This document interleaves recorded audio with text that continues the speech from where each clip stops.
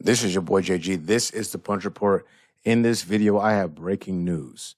Now, most of you know this, but I'm going to break the news regardless.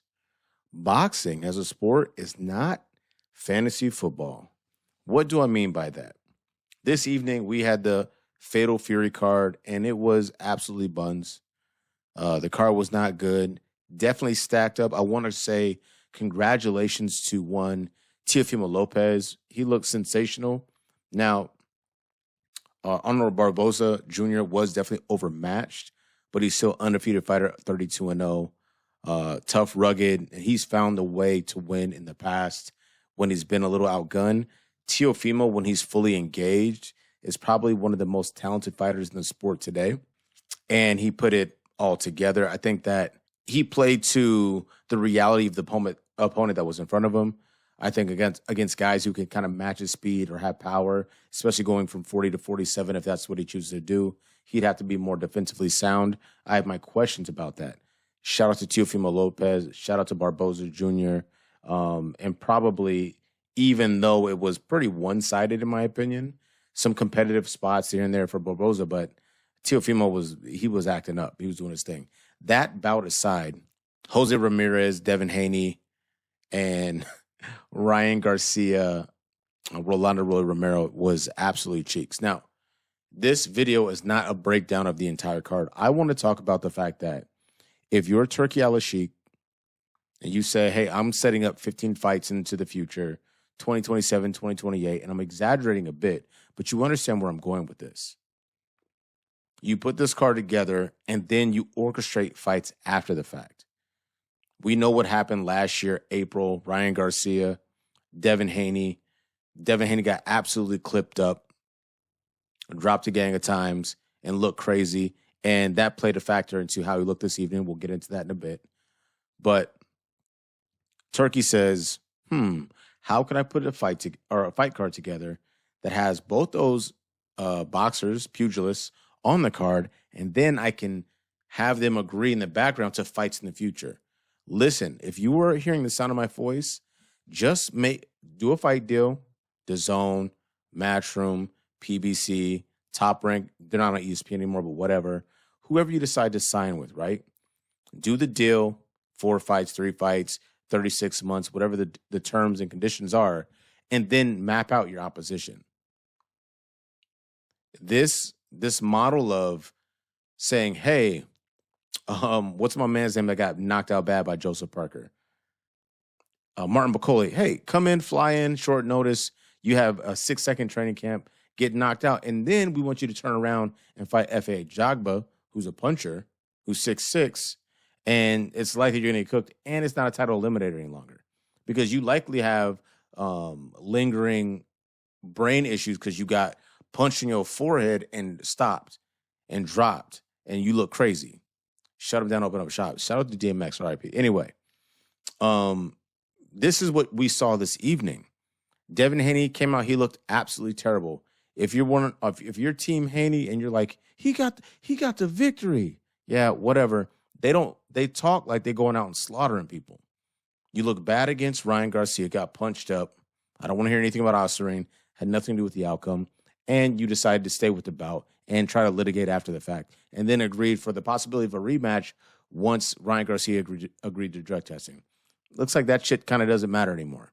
If you're Ryan Garcia, I guess, I don't want to give unnecessary credit, but you agreed to a rematch and say, well, in the meantime, for a Fatal Fury in New York, I will fight Rolando Romero at 147 pounds true. In my last video, I'm looking at Rolly before the fight starts. I said, damn, he looks huge. Pause. The reality is, I don't know if that's the best. Now, Rolly was brolic, back muscle, abbed up. He looked like he's ready to be middle linebacker somewhere.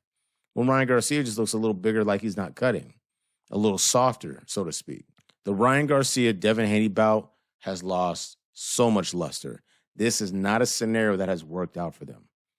You want to schedule all these bouts. If you win, then you get this, and it's mostly signed. This new era of scheduling bouts and trying to generate excitement in the sport of boxing via rushing fights and promises down the road. Canelo Alvarez fights William Skull tomorrow. What if he goes out there and look crazy? Now, Bud Crawford, he coming up 15 weight classes to fight him. I would not pick Crawford at this juncture to beat Canelo Alvarez, especially if you go back and watch the Edgar Berlanga fight, who's a dude that blows up hella big, come down in weight to fight. Canelo look fleet of foot, fast hands, power, smart, intelligent, and he's a bigger man. Now, if Canelo go out here and have a Ryan Garcia and Devin Haney performance, you know, Cass going to be putting a lot of money on Crawford. But I digress. Ryan Garcia lost. He should have lost. CompuBox numbers look good in his favor, but if you watch the fight, he probably won at best 4 rounds. He wasn't busy enough. I said in my previous video, he's a really limited fighter with an explosive left hand, which I think is dope. But, you know, if a guy's going to keep the offhand high and kind of be narrow in his position, it's tough to get to that. Derek James, shout out to him despite the loss. He had a tremendous corner. Set up the jab, used the jab. He had an effective jab. He was clipping up Rolly with that. He didn't follow it up with anything. You can go 1-3, you go 1-2, 1 upstairs, 1 downstairs, feint hard to the body, go upstairs with a 1-2. Like, he had a lot of options. Rolly was just kind of standing there. He could have did whatever he wanted. Yes, you have to be respectful of the power. He got dropped in a second. But Ryan Garcia never really got into his offensive bag. And that's not a knock on the effort of Derek James. He did a sensational job. And Devin Haney, he's not ready for the big leagues. He's not ready for fast hands. He's not ready for guys with power and managing that with sound defense. And like I said in my previous video, Devin Haney is a sensational offensive fighter with a crazy jab that has a ton of variety. And then when his footwork is on, he's a tough guy to find. He's defensively savvy enough and threatens enough with his offense that he can stand in the pocket with guys like Jorge Linares and slip shots and catch him with uppercuts. I won't bring up the Lomachenko fight because he got hit really hard on repeat in that fight. But Devin Haney knows how to fight. The Ryan Garcia fight has changed him. Devin Haney did not look good tonight. Ryan Garcia looked worse. At least Ryan Garcia fought, put himself in a position to get dropped. Devin Haney just didn't show up. And the reality of the situation is this. I'm going to dismount after this. There's 3 major errors made. Devin Haney, I think, might be damaged goods. I'm not even being funny. Shout out to him. I think he's a tremendous fighter. It was at one point. Shout out to Bill Haney. The Ryan Garcia shit is still lingering. Ryan Garcia just came in my opinion, he looked flat. Even with the shots he did land clean, I don't think it really affected Rolly Romero.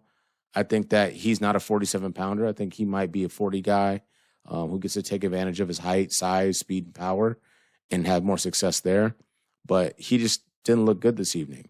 And now, if you were a Turkey Alley Sheik looking at a Ryan Garcia, Devin Haney fight in the fall, is that worth it to you? Do you put that on? It'll probably sell and be cool, and they'll come out and talk crazy. If I'm Devin, you really don't have much to say, though. You just ran around and landed like 50 punches and then cruised to a unanimous decision. At this point, Jose Ramirez fought so poorly, I'm pretty sure he took a dive. Like, it just looked bad. It did not look good. And obviously, you have the Ryan Garcia outcome, a loss. One of the things that was disturbing to me is Devin and Bill Haney were in the crowd, went back, got cleaned up, came out to observe that last fight, and with good reason. Ryan Garcia is your future potential opponent. You get to 10, 11th, and 12th rounds, they keep panning to them, and Devin Haney's smiling and shaking. He's like, oh, I can't believe this. You fought fucking terribly. Devin the Dream Haney, shout out to you. Extremely talented, extremely rich, extremely young. And I think that if you can get your mental sorted out, you can still be one of them ones. You don't have any business laughing or mocking or snickering at a Ryan Garcia for his struggles in his bout. He fought a better dude than you fought tonight, and all you did was run around the ring. And ultimately, the Ryan Garcia-Devin Haney fight looks like 2 packs of ass.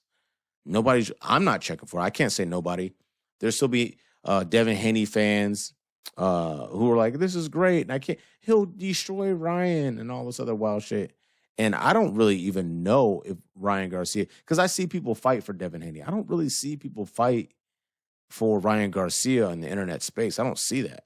I know that he's wildly popular. He does well in the social media space. But as far as fandom is concerned, no one, I just have not experienced myself in conversation with boxing fans and purists or journalists or observers that are like, "Yo, damn, I really rock with Ryan." I don't see that.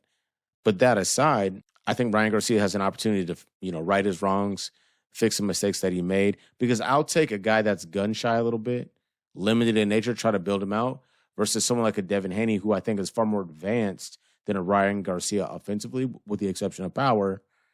Seeing him kind of regress to the point where he's running and just running into the ropes and not really deploying any measure of offense and just hoping, I hope I get this one off. 1-1-2, 1-1-2, 1-1-3. And he's just, you can tell he's praying that it lands. And then the prayer additional on the back end that he doesn't get countered in any way, shape, form, or fashion. And it's deeply concerning because Jose Ramirez was in no position or shape to be competitive with Devin Haney. And that mostly played out. But the criticisms will come far and wide if you're Devin Haney. Jose Ramirez's expectations were relatively low. Nobody's checking for him. We're not looking for none of that.